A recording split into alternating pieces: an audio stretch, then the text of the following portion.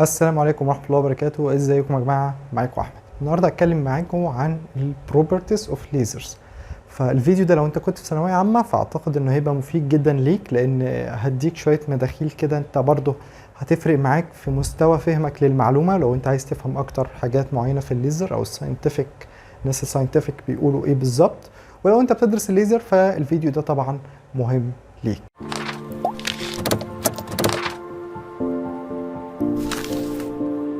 اول بروبرتي اوف ليزر، بروبرتي نمبر 1، هي هاي مونوكرومستي. يعني ايه هاي مونوكرومستي؟ هاي مونوكرومستي، هاي يعني عالي او قريب قوي، مونو يعني واحد، كرومستي يعني لون، فهاي مونوكرومستي يعني تقريبا لون واحد. بس احنا هنا بكلمة لون دي ما اقصدش لون اللي هو الاحمر الازرق الالوان دي، لا انا اقصد سنجل ويف لينس او ويف لينس واحده. والويف لينس ده انت تبقى عارفه طبعا من الالكترومagnetic سبيكترم، يعني السبيكترم بقى والويف لينسز والقصه دي كلها. فده اللي انا اقصده ب سنجل ويف لينس، فده معناها هاي مونوكرومستي. طيب ايه بقى المتخصصين ممكن يقولوه؟ ممكن بدل ما يقول لك هاي مونوكرومستي يقول لك حاجه تانية، يقول لك نارو سبيكترال ويتس. يعني ايه بقى نارو سبيكترال ويتس؟ بص بقى معايا يا سيدي، لو انا جبت لمبه وجيت ادرس العلاقه اللي ما بين الانتنستي والويف لينس او الفريكونسي، هلاقي ان انا عندي كيرف عامل كده. ولو انا جبت ليزر ادرس نفس العلاقه، هلاقي ان الكيرف رفيع كده، يعني فيري شارب بيك، فيري شارب. طيب ايه اللي انت ملاحظه؟ الباندويتس ده اللي هو لما بتيجي عند نص الموجه كده، اللي هو اسمه الفول ويف هاف ماكسيمم، وتيجي عند نص الموجه وتدرس الديفرنس ما بين لندا 2 ماينس لندا 1، ده اسمه الباندويتس او الفول ويف هاف ماكسيمم. تيجي تشوفه في الليزر هتلاقيه في الليزر قليل قوي، تيجي تشوفه في اللايت هتلاقيه في اللايت كبير جدا. فالليزر عنده نارو، فبيسموه نارو سبيكترال ويتس. ده الناس متخصصين ممكن يقول له بدل ما يقول لك عندي هاي مونوكرومستي، لا ده انا عندي نارو سبيكترال ويتس. لان كلمه هاي مونوكرومستي احنا ما عندناش ويف لينس واحده، احنا عندنا تقريبا ويف لينس واحده، يعني بتختلف في حاجات بسيطه قوي في النانو، يعني حاجات في النانو رينج كده بتختلف، لكن اكتر من كده لا طبعا ما بتختلفش اكتر من كده. ركز معايا بقى في التاني بروبرتي هقول لك عليها كده. احنا عرفنا ان هي هاي مونوكرومستي، تاني حاجه نارو سبيكترال ويتس. في حاجه بقى كمان مهمه جدا، الحاجه بقى المهمه جدا هي اللي احنا قلنا عليها هاي تمبرال كوهيرنس. يعني ايه هاي تمبرال كوهيرنس؟ بص بقى يا سيدي، احنا عرفنا ان هاي مونوكرومستي معناها ان الدلتا اف الدلتا لندا يعني تقريبا صغيره. خلينا نبتدي في الدلتا اف. الدلتا اف تقريبا صغيره، اللي هو الفرق في ما بين الاف 2 ماينس الاف 1 تقريبا تندس تو زيرو، صح كده؟ وانت عارف ان الدلتا اف بتساوي 1 على البريودك تايم، صح؟ معنى ان الدلتا اف تبقى تندس تو زيرو معناه ان البريودك تايم بتاعي كبير. بس ده كل الكلام ده ماثيماتيكالي، انت عارف ان العلاقه انفرسلي بروبورشنال مع الفريكوينسي والبريودك تايم. في الفيزيكس بقى ده بيعمل معايا ايه؟ بص بقى يا سيدي، ان الدلتا اف تبقى صغيره قوي معناه ان البريودك تايم كبير. ده بيعبر عني في الفيزيكس بايه بقى؟ ان الراديشن عندي بيفضل ماشي زي ما هو without any change without any eruption، يفضل ماشي لمدة زمنية كبيرة. كل ما الدلتا اف تبقى صغيرة كل ما المدة الزمنية دي تطول، يعني كل ما الدلتا اف بتاعتي تبقى صغيرة هتلاقي ان المدة الزمنية دي طولت. طب يعني ايه برضو؟ طالما المدة الزمنية محافظة على الامبليتيود ومحافظة عن الفيز، فانا at any time انا ممكن اعرف الامبليتيود بكام والفيز بكام، صح؟ فده معناه التمبرال كوهيرنس او الهاي تمبرال كوهيرنس، ان الراديشن بيمشي without any eruption لمده زمنيه واحده. يعني الويف لينس بتاعته كونستانت تقريبا ما بتتغيرش، لان الويف لينس بتاعته لو اتغيرت هتلاقي ان هو ماشي كده وراح عامل هوب ناطط. لو الويف لينس بقى بتتغير وتقل فجاه وتزيد فجاه، لكن انه يفضل ماشي كده معناها ان الويف لينس بتاعته تقريبا كونستانت، فده معناه هاي temporal coherence اللي بنفس معنى هاي مونوكرومستي. وده معنى ما يقولوش غير واحد كان ساينتفك جامد قوي قوي ومتخصص في المجال قوي قوي قوي. ودي كده اول بروبرتي. تاني بروبرتي عندي وهي الكوهيرنس. الكوهيرنس او انت عرفته من الثانويه عامه، الكوهيرنس هو عباره ان كل الويفز اللي عندي عندها نفس الفيز او نفس الفيز ديفرنس، يعني كلهم ماشيين مع بعض. دي ماشيه كده، اللي تحتها زيها بالظبط ماشيه كده، نفس الفيز ونفس الامبليتيود. مش مختلفين؟ لا مش مختلفين. لكن في الاوردينري لايت تلاقي واحده بادئه هنا والتانيه بادئه من النص، وواحده طويله وواحده صغيره. ده في الاوردينري لايت. ده اللي انت عارفه في ايه؟ في الكوهيرنس، صح كده؟ طيب خليني بقى اقول لك الناس الساينتفك بيسموا الكوهيرنس بايه؟ الكوهيرنس بيتسمى بخمس اسماء. خليني اقول لك الاربع اسماء الاولانيين ونفهمهم وافهمك الاسم الخامس. اول اسمين هما highly chromated beam او ممكن اقول very focused spot. يعني very focused spot هي لو انا اقصد highly chromated beam. طب في حاجة تانية؟ في عندي diffraction limited collimation او diffraction limited focusing. كل دول معناهم الكوهيرنس؟ كل دول معناهم الكوهيرنس. طب ازاي بقى كل دول او الاسماء دي جت منين؟ بص بقى معايا يا سيدي، لو انا جبت كشاف عادي ورحت فاتح الكشاف، تلاقي الكشاف راح فاتح كده، صح؟ يعني فتح انجل كبيره، وطبعا بيتبع انفرس سكوير لو، وده موضوع تاني الانفرس سكوير لو ده، فبيفتح فتحه كبيره. طب لو انا شغلت ليزر على مسافات كبيره جدا، هتلاقي تقريبا ان التغير في الدايفيرجنس قليل. يعني هتلاقي الليزر تقريبا كونستانت، بس يعني فتح سن على المسافات الكبيره. لكن تيجي تبص على اللايت تلاقيه هنا كده الدايفيرجنس، كده الدايفيرجنس، كده يكبر كده يكبر. كل ما بتبعد المسافه كل ما الدايفيرجنس يزيد. فعشان كده بنسمي الكوهيرنس عندنا في الليزر ان احنا عندنا ايه؟ هايلي كولوميتد بيم، يعني كولوميشن بتاعه عالي جدا، ما بي يعني مش قليل. ثانيا السبوت بتاعته very focused، very focused spot. ويعني يكفي ان انا اقول لك ان الفوكس سبوت ديت دقه متناهيه في الفوكس، يعني فوكس فظيع جدا. تاني حاجه لما قلنا diffraction limited collimation، diffraction انا اقصد بيه الدايفيرجنس، هم العلماء يعني يقصدوا بيه الدايفيرجنس، ان الدايفيرجنس very collimated، يعني قليل قوي قوي. يعني الدايفيرجنس مش كبير، لا ده دايفيرجنس صغير جدا جدا. فدول الاربع اسماء. طيب الاسم الخامس بقى ايه؟ هو عنده high spatial coherence. يعني ايه بقى high spatial coherence؟ بص بقى يا سيدي، high spatial coherence معناها ايه؟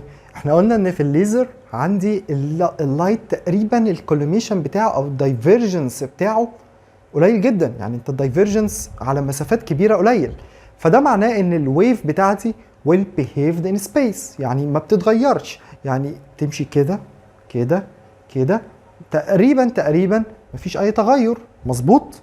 طيب ده معناه ايه؟ ان انا at any position، انا اي حته اقدر احسب الامبليتيود والفيز بتاعي، يعني او انا اقدر بريدكت ليه. يعني انا عارف هنا الامبليتيود والفيز، انا متوقع ان هنا هيبقى الامبليتيود والفيز هو وهنا نفس الكلام الامبليتيود كونستانت. ففي اي مكان انا في اي نقطه اقدر احدد الامبليتيود والفيز. ودي جت منين؟ دي جت من الكوهيرنس. هو لو مش كوهيرنس وكل ويف لينس عندي ماشيه في اتجاه، انا عمري ما اقدر احدد الامبليتيود واقدر احدد الدايركشن بتاعه او الفيز بتاعه. فده معناه highly spatial coherence. spatial يعني direction. انا ما قلت لك المره اللي فاتت temporal انا اقصد التايم. at any time انا اقدر احدد. لكن high spatial coherence معناها ان at any position، في اي مكان الموجه دي موجوده فيه انا اقدر احدد الامبليتيود واقدر احدد الفيز. لكن لو كان عندي ordinary light او كشاف او اي حاجه تاني لا ما اقدرش. دي الخاصيه التانيه اللي ليها علاقه بالكوهيرنس والدايركشناليتي اللي بيدرسوا الناس في ثانويه عامه. تالت بروبرتي معانا وهي مترتبه على الدايركشناليتي والكوهيرنس اللي احنا شرحناهم قبل كده، هي الهاي باور. الليزر بيبقى عنده هاي باور، والهاي باور ده جاي نتيجه ايه؟ جاي نتيجه ان انا عندي كوهيرنس ودايركشناليتي. تقول لي معلش يعني ايه برضه كوهيرنس اند دايركشناليتي؟ فكرني. بص يا سيدي، كوهيرنس قلنا ان انا عندي constant amplitude and phase او نفس الفيز ديفرنس، تمام؟ الدايركشناليتي دي الايه؟ انا ممكن يكون عندي سورس السورس ده بيخرج لي لايت اهو، تمام، وبيخرج لي لايت كده، الاثنين نفس الامبليتيود والاثنين نفس الفيز ديفرنس او نفس الفيز، بس مش نفس الدايركشن. طالما مش نفس الدايركشن مش هيقدروا يعملوا مع بعض الكونستراكتيف انترفيرنس، فمش هقدر ان انا اشوف الباور بتاعي يزيد. ده شيء منطقي جدا ان ما حصلش كونستراكتيف انترفيرنس فما يحصلش باور. طب الباور عندي الهاي باور ده نوعين، نوع كونتينوس ونوع بالسد. النوع الكونتينوس من الملي وات لحد الميجا وات، لكن النوع البالسد لحد الاكزا وات، يعني بيبدا مثلا من التيرا لحد الاكزا وات، وده رقم يعني فيري لارج، رقم كبير جدا جدا. وده ثالث بروبرتي معانا. من رابع بروبرتي وخامس بروبرتي يعني لو انت في ثانويه عامه فهم ما يهمكش قوي، بس برضو ركز معايا فيه. البروبرتي الرابعه هي ليها علاقه بالليزرز عموما، مش بالليزرز عموما. وهي ايه؟ وان الليزر عموما ممكن نلاقيه في ويف لينسز كتير جدا. يعني انا لو عايز ليزر في الاي ار هلاقي، عايز ليزر في الفيزيبل هلاقي، عايز ليزر في اليو في هلاقي. اي ويف لينس انت عايزه حاليا دلوقتي ممكن نعمل لك ليزر يساعدك في الحاجه اللي انت عايزها دي. يعني الحاجه اللي انت عايزها دي احنا ممكن نعمل لك ليزر يساعدك فيها، لان في بعض الماتيريالز بتبقى عايزه انتر اكشن بانرجي معينه، وانرجي دي كونستانت ما تكونش بتتغير.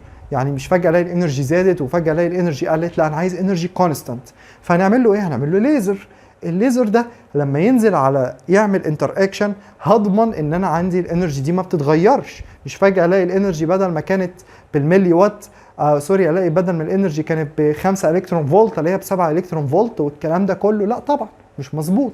فالخاصيه الرابعه بتاعتي هي ان الليزر عنده تيونبل يعني عنده very large widths ان انا اقدر اختار اي رينج، واحيانا بنسميها باسم وايت تيونينج رينج. يعني الليزرز عندهم ايه؟ وايت تيونينج رينج، معناه ان انا اقدر اجيبه في الاي ار، ممكن اقدر اجيبه في الفيزيبل، ممكن اقدر اجيبه في اليو في، وفريكوينسي اللي انا عايزها. يعني مش في الفيزيبل وخلاص، لا ده انا عايزها في رينج معين، عايزها مثلا 900 نانو 500 نانو، فكل ده رينج كبير. الليزر بقى يقدر ان هو يجيب لك كل الرينجز ديت، ودي كانت رابع حاجة في خصائص الليزرز عموما. خامس حاجة بقى وهي حاجة مهمة جدا، ان الليزرز بتتميز ب very short pulse widths. very short pulse widths يعني ايه؟ بص بقى يا سيدي، دلوقتي انا لو عندي جهاز ليزر المفروض ان انا هعرضه على سامبل او هعرضه على اي حاجة، صح؟ البالس ويتس ده ايه؟ البالس ويتس ده هي المدة اللي الجسم ده بيتعرض فيها للاشعاع للانرجي دي. يعني مثلا لو انا عندي مثلا حيطة هعرضها الاشعاع عايزه مثلا يتعرض ل 5 الكترون فولت، المدة اللي هيتعرض فيها البالس اللي هي البالس ويتس ديت ب 5 الكترون فولت بتتحسب. الليزر بقى البالس بتاعته صغيرة جدا، يعني يعرض لك المنطقة اللي انت عايزها بالرينج اللي انت عايزه في وقت تقريبا فيمتو سكند. وده مفيش الكترونيك سيركت خلقها ربنا، ولو اي حد يعرف اي الكترونيك سيركت يقول لي تجيب له رينج الفيمتو سكند. الفيمتو سكند مفيش اي سيركت تقدر ان هي تعمل لك بالس ويتس في حدود الفيمتو سكند. الليزر بقى يقدر يعملها لك في الفيمتو سكند. يعني ايه؟ عارف يعني ايه؟ يعني انا مثلا لو عايز اعرض دلوقتي سامبل، عايز اعرضها البلس بانرجي معينه، بس هي لو اتعرضت لفتره اطول هتبوظ، فانا عايزها في فتره قليله قوي يا دوب تتعرض لها وخلاص. فمين اللي يعمل لك الحاجه دي؟ هي الليزر. ودي كانت اخر حاجه اللي هي very short pulse widths، دي كانت اخر حاجه ليها علاقه بالليزرز. في واحد ممكن يقول لي هي الليزرز ليها ابلكيشنز مهمه؟ ليزرز ليها ابلكيشنز فظيعه جدا جدا جدا، بس انا هذكر لك 2 ابلكيشنز مهمين جدا وانت ممكن تبحث عنهم. اول ابلكيشن نتيجه الهاي باور اللي عندي ان احنا بنستخدمه في الكاتنج والويلدنج اللي هو في القطع او في اللحام. تاني ابلكيشن وهو مهم برضو جدا جدا وهو في الجيش او في الحروب عموما. في الحروب عموما كان حصل قبل كده ان حرب العراق وايران، شوف ازاي العراق استخدمت الليزر في الحرب ده. عن طريق ان هم استخدموا النودينيوم ياج ليزر، كانوا بيحطوه على الدبابات. النودينيوم ياج ليزر ده قدر انه يخلي الشخص اللي قدامه لما يتعرض للنودينيوم ياج ليزرز بعد فتره معينه من الزمن ما يشوفش. فدي كانت طبعا طفره كبيره جدا في الوقت ده، ان العراق قدرت تعمل حاجه زي ديت.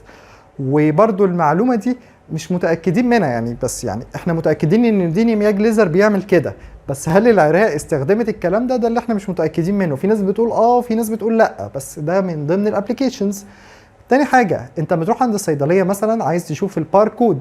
الباركود ده كله ليزر، تك ليزر تك ليزر. في العمليات عايز يفتح، بدل ما يعمل بيفتح بطريقه معينه من الليزر فيبقى الدم قليل اللي نازل نتيجه الفتح. فليزر ليه ابلكيشنز مهمه جدا جدا جدا، ولو تعمقت فيها مش هخلص. هفضل انا ممكن ابقى انزل بعد كده فيديو ليه علاقه بالابلكيشنز اوف ليزرز. بس وقت دعمني جدا لو عملت سبسكرايب للقناه ولايك لو الفيديو عجبك، وربنا معاكم يا اللي في ثانويه عامه. ولو حد عايز يسال اي سؤال، كل مصادر في الكومنتس والفيسبوك والانستجرام برضو بتوعي هناك. وبس كده، سلام عليكم.